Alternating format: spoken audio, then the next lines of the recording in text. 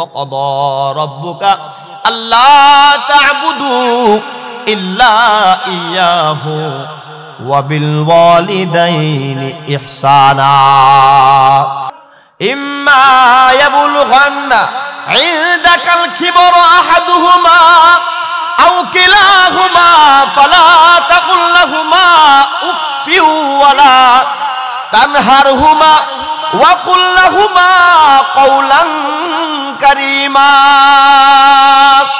واخفض لهما جناح الذل من الرحمة وقل رب ارحمهما كما ربياني صغيرا الله أكبر। আপনারা সবাই বলেন এই আয়াতটা প্রসিদ্ধ না? সবাই জানি, সবাই শুনি। এই যে ওয়াকুর রব্বির হামহুমা কামা রব্বায়ানি সগীরা, এই দোয়াটা সবাই পারি না? প্রত্যেকবার মসজিদের মধ্যে নামাজের শেষে দোয়া করে কি করে না? মা বোনেরা বাড়ির মধ্যেও করে, যে হাত তুলে মুনাজাত করে প্রত্যেকটা মানুষ কিন্তু মুনাজাতের মধ্যে দোয়াটা করে কি করে না? কিন্তু আল্লাহ তাআলা কোরআনের আয়াতের এই আয়াতের প্রথম অংশে কি বলে দিয়েছেন শুনেন। দোয়া তো আসছে পরে, আগে কি বলেছেন সংক্ষিপ্ত আকারে শুনে নেন। আল্লাহ তাআলা বলেন ওয়াকদা রাব্বুকা আল্লা তা'বুদু ইল্লা ইয়া। আসমানের মালিক আল্লাহ বলেন ওয়াকদা রাব্বুকা আল্লা তা'বুদু ইল্লা ইয়া। হে বান্দা তুমি শুনিয়া রাখো, তুমি ইবাদত করবে আমি আল্লাহ। আল্লাহ তা'বুদু ইল্লা ইয়া, আমি আল্লাহ ব্যতীত অন্য কারো ইবাদত বান্দা তুমি করবা না। এই আয়াতের মাধ্যমে আল্লাহ তাআলা আমাদেরকে বলে দিয়েছেন ইবাদত করতে হবে কার? জোরে বলেন কার? আল্লাহ ব্যতীত অন্য কারো ইবাদত বন্দেগী করা যাবে না। এটা হচ্ছে আসমানের মালিকের আদেশ।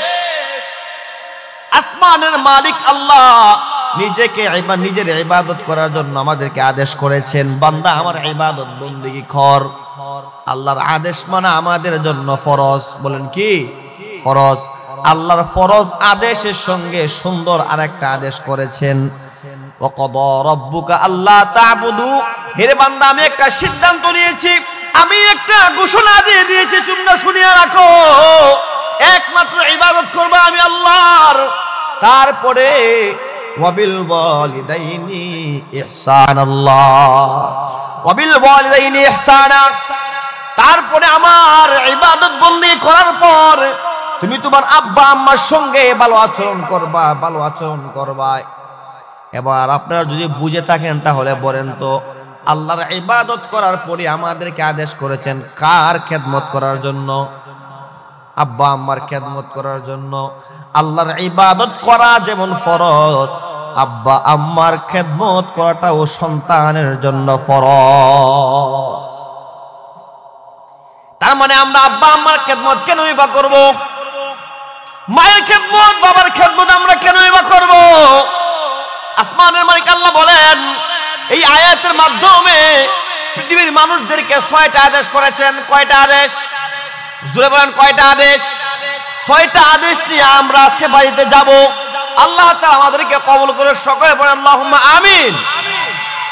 আসমানের মালিক আল্লাহ এই আয়াতের মাধ্যমে পৃথিবীর মানুষদেরকে 6টা আদেশ করেন। 1 নাম্বার আদেশ হচ্ছে ওয়াবিল ওয়ালিদাইনি ইহসানা। বান্দা তুমি তোমার পিতা মাতার সঙ্গে ইহসান স্বরূপ আচরণ করবা। ইহসান স্বরূপ আচরণ, ইহসান কাকে বলা হয়? ইহসান শব্দটা হচ্ছে একটা আরবি শব্দ, তার বাংলা অর্থ হচ্ছে অনুগ্রহ করা। কি করা? অনুগ্রহ করা। আব্বা আম্মার সঙ্গে ইহসান স্বরূপ আচরণ করবা, অনুগ্রহ করবা। হে ভাই মুসলমান ইমানদার, আব্বা আম্মার সঙ্গে ইহসান স্বরূপ আচরণ কেমন হয়ে যাবে? এই কিতাবের মধ্যে আসছেন, আপনি আমি যখন বাজারের মধ্যে চলে যাই, আপনি আমার সন্তানের জন্য, বিবি বাচ্চার জন্য যা কিছু কিনে আনি, আপনি আমার সন্তানের জন্য যদি 1000 টাকা দামের একটা কাপড় আনি, বিবির জন্য 2000 টাকা দামের একটা শাড়ি আনি, সন্তানের জন্য যদি আমি 3000 টাকা দামের একটা পাঞ্জাবি আনি, আব্বা আম্মার জন্য ইহসান স্বরূপ আচরণ কি হবে জানেননি? আপনি যদি আপনার আব্বা আম্মার খেদমত করতে চান, আম্মার সঙ্গে যদি ইহসান স্বরূপ আচরণ করতে চান, আসমানের মালিক আল্লাহ আমাদেরকে শিক্ষা দিয়ে গেলেন কেমন করে ইহসান স্বরূপ আচরণ করা হবে। আপনি যদি বাজারের মধ্যে চলে যান, বাঙ্গুরা বাজারের মধ্যে, নিজের বিবির জন্য যদি 2000 টাকা দামের একটা শাড়ি কিনেন, ঘরের মধ্যে বৃদ্ধা মায়ের জন্য আপনি 3000 টাকা দামের শাড়ি কিনতে হবে, তাহলে সন্তান তোমার জন্য হবে এটা ইহসান। আর নিজের পুত্র সন্তানের জন্য যদি ঈদের কেনাকাটা করার সময় 3000 টাকা দামের একটা পাঞ্জাবি কিনলেন, আর ঘরের মধ্যে বৃদ্ধ বাবার জন্য আপনি কিনলেন মাত্র 500 টাকা দামের একটা পাঞ্জাবি, এটা কিন্তু আপনার জন্য ইহসান স্বরূপ আচরণ হলো না। কিতাবের মধ্যে আসছে আপনি যদি আপনার বাবার সঙ্গে মায়ের সঙ্গে ইহসান স্বরূপ আচরণ করতে চান, তাহলে আপনার বিবি বাচ্চার জন্য যদি 5000 টাকা দামের শপিং করেন, মার্কেট করেন, আপনার আব্বা আম্মার জন্য করতে হবে 10,000 টাকার মার্কেট, তাহলে আপনার জন্য হবে এটা ইহসান। ইবনে মাজাহ শরীফের মধ্যে আসছেন হযরত ইবনে আব্বাস রাদিয়াল্লাহু তাআলা আনহু থেকে বর্ণিত, সরওয়ারে দু আলম নবী হাদিস পাকের মধ্যে এনেছেন, একজন ব্যক্তি গিয়ে বলতেছে, ইয়া রাসূলুল্লাহ, ইয়া হাবিবাল্লাহ, ওগো আল্লাহর হাবিব, আমরা আমাদের আম্মা আব্বার সঙ্গে কেমন আচরণ করব। সরওয়ারে দু আলম নবী ওই সমস্ত সাহাবীদেরকে বলে দিয়েছেন, তোমরা শুনিয়ে রাখো, হে আমার উম্মতরা, হে আমার সাহাবায়ে কেরাম, তোমাদের জন্য 2টা জান্নাত 2টা জাহান্নাম কিন্তু দুনিয়ার মধ্যে বরাদ্দ। বলে কেমন করে বরাদ্দ? যার আব্বা আম্মা দুনিয়ার মধ্যে জীবিত আছে, তোমার জন্য মনে রাখো জান্নাতটাও জীবিত আছে, জাহান্নামটাও জীবিত আছে। এবার সাহাবায়ে কেরাম জিজ্ঞেস করলো, ইয়া রাসূলুল্লাহ, ইয়া হাবিবাল্লাহ, নবী গো, আব্বা আম্মা জীবিত আছে, জান্নাত জীবিত আছে, জাহান্নামও জীবিত আছে, বুঝলাম না কাহিনী কি? আল্লাহর হাবিব বলেন, তুমি যদি তোমার আব্বা আম্মার সঙ্গে ভালো আচরণ করতে পারো তাহলে তোমার জন্য জান্নাত, আর যদি আব্বা আম্মার সঙ্গে ভালো আচরণ করতে না পারো তোমার জন্য বরাদ্দ আছে জাহান্নাম। এবার সাহাবী আবার প্রশ্ন করলো, ইয়া রাসূলুল্লাহ, ইয়া হাবিবাল্লাহ, আমার যদি আব্বা না থাকে অথবা আম্মা না থাকে, যদি 2 জনের মধ্য থেকে একজন বেঁচে থাকে, তাহলে আমার জন্য কি আছে? সরওয়ারে দু আলম নবী বলেন, তোমার জন্য একটা জান্নাত, একটা জাহান্নাম এখনো পর্যন্ত জীবিত আছে। হে আমার উম্মত, তুমি শুনিয়ে রাখো, তুমি যদি তোমার একটা জান্নাত তুমি কামাই করতে চাও, তার মানে তোমার আব্বা আম্মার মধ্য থেকে যে বেঁচে আছে তার খেদমত যদি তুমি সঠিকভাবে করতে পারো, তার মানে তুমি শুনিয়ে রাখো তোমার জন্যই রয়েছে জান্নাত। আর একজন জীবিত আছে, ওই ব্যক্তির সঙ্গে যদি তুমি ভালো আচরণ করতে না পারো, হে বান্দা, তুমি শুনিয়ে রাখো তোমার জন্য বরাদ্দ আছে জাহান্নাম। ওই সাহাবী প্রশ্ন করলো, ইয়া রাসূলুল্লাহ, ইয়া হাবিবাল্লাহ, ওগো আল্লাহর হাবিব, আমাদের আব্বা আম্মা যদি আমাদের উপরে কোনো জুলুম করে, তার মানে কি আব্বা আম্মা আমাদের উপর জুলুম করলেও কি আমরা কি আব্বা আম্মাকে খেদমত করব? আব্বা আম্মা যদি আমাদের উপরে কোনো জুলুম করে, আমরা কি জুলুম করব, তাদেরকে পাল্টা জুলুম করব, নাকি তাদের সঙ্গে ভালো আচরণ করব? আল্লাহর হাবিব হাদিসে পাকের মধ্যে এনেছেন, হে আমার উম্মত, তুমি শুনে রাখো, তোমার আব্বা আম্মা যদি তোমার সঙ্গে খারাপ আচরণ করে, তোমার সঙ্গে যদি ভালো আচরণ না করে, তারপরও তোমার জন্য জায়েজ হবে না, তোমার জন্য ঠিক হবে না, তাদের সঙ্গে তুমি খারাপ আচরণ করবা। এমন আচরণ তোমার জন্য শোভা পায় না। তোমার উপর যতই জুলুম করুক না কেন, তুমি যদি তাদের উপরে পাল্টা জুলুম করো, তোমার উপর রয়েছে জাহান্নাম। হাদিসে পাকের মধ্যে আসছেন, মুসলিম শরীফের মধ্যে বর্ণনা, হযরত আসমা রাদিয়াল্লাহু তাআলা আনহা সরওয়ারে দু আলম নবীর কাছে গেলেন, গিয়া বলতেছে, ইয়া রাসূলুল্লাহ, ইয়া হাবিবাল্লাহ, আমার আম্মা হচ্ছেন একজন মুশরিকা, আমার আম্মা মুসলমান নয়। আসমা রাদিয়াল্লাহু তাআলা আনহা উনি আল্লাহর হাবিবকে বলতেছেন, আমার আম্মা একজন মুশরিকা, মানে মুসলমান নয়। ইয়া রাসূলুল্লাহ, ইয়া হাবিবাল্লাহ, ওগো আল্লাহর হাবিব, আমার আম্মা হচ্ছেন মুশরিকা, আমি কি আমার মুশরিকা আম্মার সঙ্গে কি ভালো আচরণ করব নাকি? আল্লাহর হাবিব বলেন অবশ্যই অবশ্যই তুমি তোমার মুশরিকা আম্মার সঙ্গে ভালো আচরণ করবাই। সুবহানাল্লাহ। হে মুসলমান ইমানদার, আপনারা বুঝলে আপনারা বুঝেন তো, আব্বা আম্মা যদি খারাপ হয়, বাপ মা কিন্তু খারাপ হয় না সন্তানের জন্য। তারপরে বলতেছি দুনিয়া চলার ক্ষেত্রে যদি আপনি আমি সন্তান, আমাদের সঙ্গে যদি আব্বা আম্মার মতের কোনো পার্থক্য হয়ে যায়, আপনি আমার বুঝে আসলেও সেটা মানতে হবে, বুঝে না আসলেও সেটা মানতে হবে। এটা হচ্ছে কার আদেশ? জোরে বলেন কার আদেশ? ওয়াবিল ওয়ালিদাইনি ইহসানা, আব্বা আম্মার সঙ্গে ভালো আচরণ করবাই, এটা হচ্ছে আসমানের মালিক আল্লাহর আদেশ। আসমানের মালিক আল্লাহ বলে দিয়েছেন বাপ মার সঙ্গে ভালো আচরণ করবাই, ভালো আচরণ করবাই। কারণ তোমার আমার মা তোমাকে আমাকে এই দুনিয়ার মধ্যে আনতে গিয়া কতই না কষ্ট করেছে। আমার মা বাচ্চা যখন পেটের মধ্যে চলে আসে, আপনি আমি যখন মায়ের গর্ভের মধ্যে চলে আসি, আমার আপনার বয়স যখন 7 থেকে 8 মাস হয়ে যায়, আপনি আমার জনম দুঃখিনী মা কিন্তু শান্তি মতো জায়গা মতো বসতে পারে না, মা কিন্তু আমার শান্তি মতো খাইতে পারে না, কোনো জায়গার মধ্যে মা বসতে পারে না। আপনি আমি পেটের মধ্যে আসি, আমার জনম দুঃখিনী মা কিন্তু শান্তি মতো 2টা ভাত খাইতে পারে না। সারাটা দিন সংসারের কাজগুলো শেষ করে যখন সন্ধ্যার পরে হাত মুখ ধুয়ে গোসল করে যখন খাইতে বসছে, আপনি আমি মায়ের কলিজা বরাবর একটা লাথি মারে দিলাম। মা সারা দিনের কষ্টগুলো আরো বেড়ে গেল। মা সারাটা দিন কষ্ট করলো, সন্ধ্যাবেলা বসতে খাবার জন্য আপনি আমি শান্তির মধ্যে 2টা ভাত খাইতে দিলাম না। আমার মা সারা দিন খায় নাই, খাস খাবার মধ্যে ব্যস্ত, কিন্তু আপনি আমি একটা লাথি মেরে দিয়েছি কলিজা বরাবর। মা কিন্তু সারা দিন খায় নাই। যখন 8 মাস 9 মাস চলে যায়, 10 মাস যখন চলে আসে, আপনি আমি কিন্তু এখন দুনিয়ার মধ্যে চলে আসব, দুনিয়ার মধ্যে চলে আসব। তার আগে আপনি আমার আম্মার অবস্থাগুলো কেমন হয়ে যায়। আপনি আমার মা কিন্তু সমাজের মধ্যে সকলের সামনে বসতে পারে না। মা আমার পার্শ্ববর্তী ঘরের বান্ধবীরা দেখা যায় শরীরের মধ্যে স্বাস্থ্য কম, কিন্তু আপনি আমার জনম দুঃখিনী মায়ের দেখা যায় শরীরের মধ্যে স্বাস্থ্য বেড়ে গেল। মূলত সেটা স্বাস্থ্য নয়, আপনি আমি পেটের মধ্যে আসার কারণে শরীরের মধ্যে পানি লেগে যায়। পানি লাগে কি লাগে না? বলেন লাগে কি লাগে না? আপনি আমার মায়ের শরীরের মধ্যে স্বাস্থ্য বেড়ে যায়, মা আমার শান্তি মতো বসতে পারে না, মা আমার কোনো মতেই শান্তি মতো খাইতে পারে না।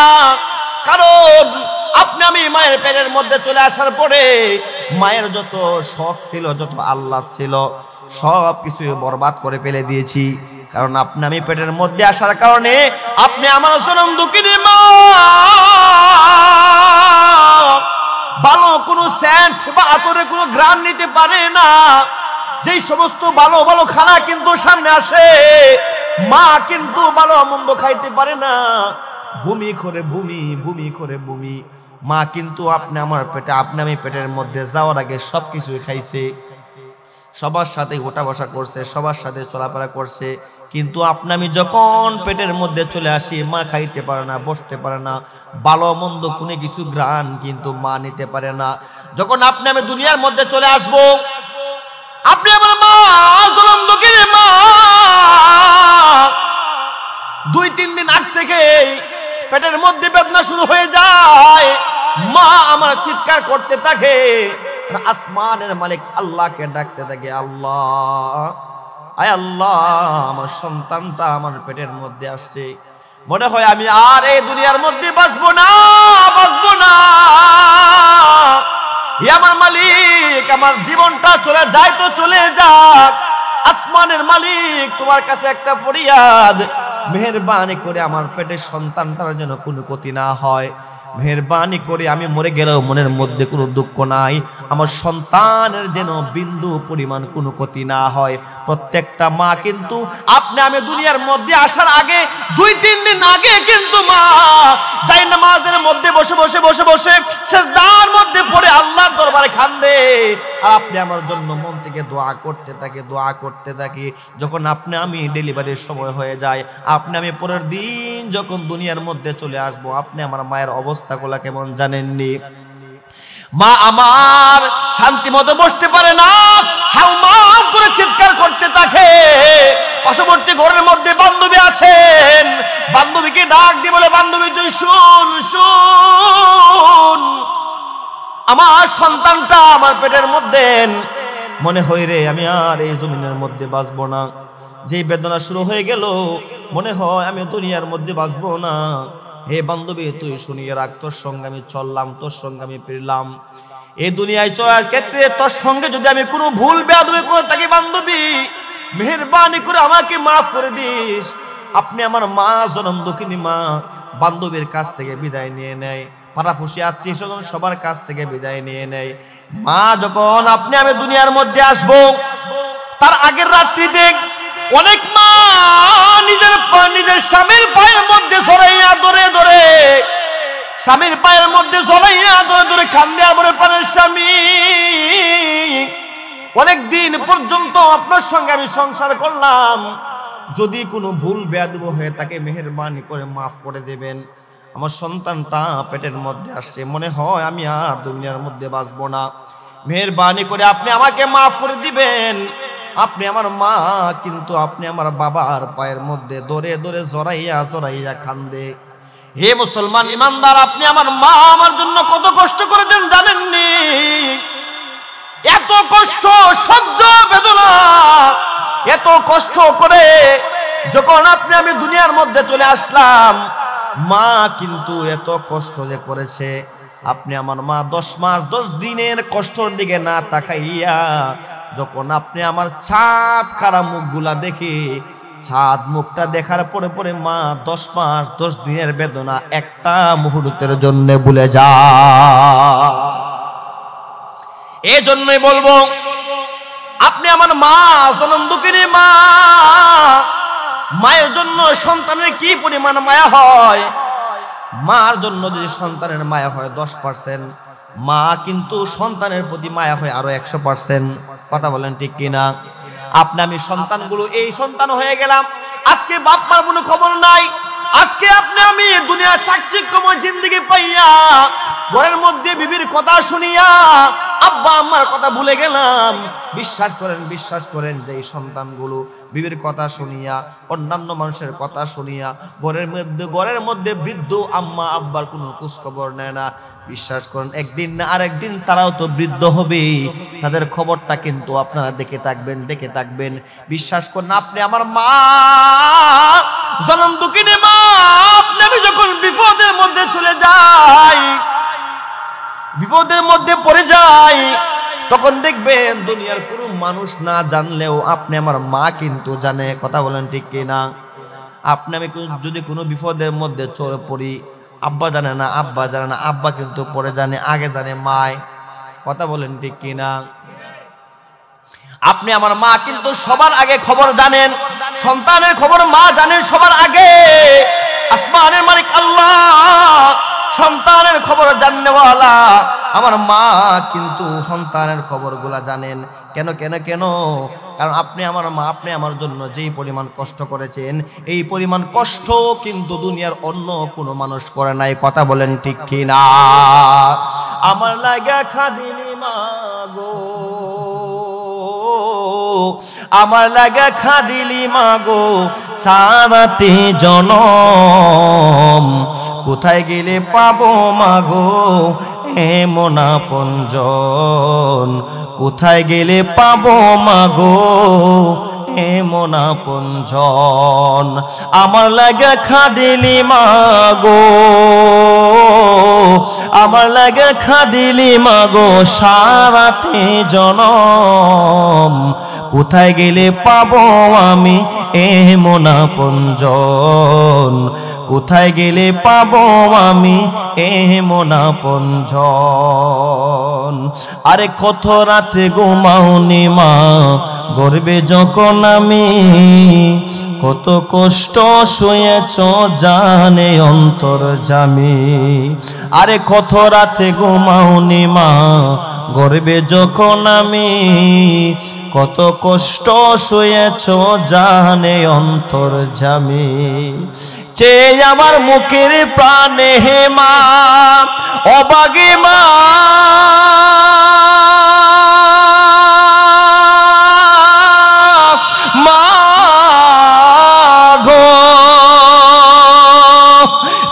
আমার মুখের প্রাণে বাসাইলে দুনয়ন কোথায় গেলে পাবো আমি এমন আপনজন কোথায় গেলে পাবো আমি এমন আপনজন আমার লাগা খাদিলি মাগো আমার লাগা খাদিলি মাগো সারাটি জনম কোথায় গেলে পাবো আমি এমন আপনজন কোথায় গেলে পাবো আমি এমন আপনজন আরে বুকের দহন যদি বিদেশেতে রয় যায় না মাঝে বিছাইয়া কান্দে আমার মায় আরে বুকের মানে কি যদি দূর দেশে রয় যায় না মাঝে বিছাইয়া কান্দে আমার মায়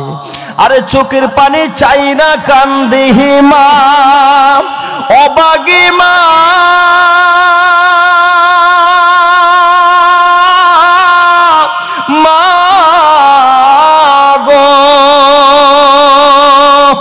চোখের পানি চাইরা কান্দে কোথায় আমার বুকের দন কোথায় গেলে পাবো আমি এমন আপনজন কোথায় গেলে পাবো আমি এমন আপনজন আমার লাগা খাদিলি মাগো আমার লাগা খাদিলি মাগো সারাটি জনম কোথায় গেলে পাবো আমি এমন আপনজন কোথায় গেলে পাবো আমি এমন আপনজন